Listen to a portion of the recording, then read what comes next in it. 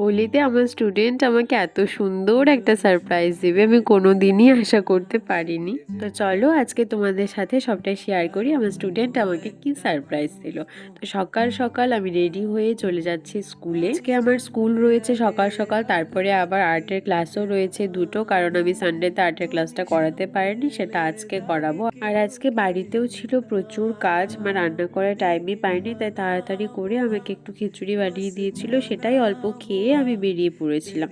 আজকে যেহেতু স্কুলে এক্সাম ছিল তাই আমাকে স্কুলে বেশিক্ষণ থাকতে হয়নি, 1 ঘন্টা এক্সাম, আমি সেই টাইমটুকুই ছিলাম। তারপর বাড়িতে এসে আমি আর্টের ক্লাস শুরু করে দিয়েছিলাম। আর এই যে আমার সেই স্টুডেন্ট যে আমাকে হোলিতে খুব সুন্দর একটা সারপ্রাইজ দিয়েছিল, আমি ক্লাসে আসতেই ও আমাকে এটা দেখিয়ে বলে যে ম্যাম এটা তোমার জন্য বানিয়ে এনেছি, এর ভেতরে তোমার জন্য সুন্দর সারপ্রাইজ আছে।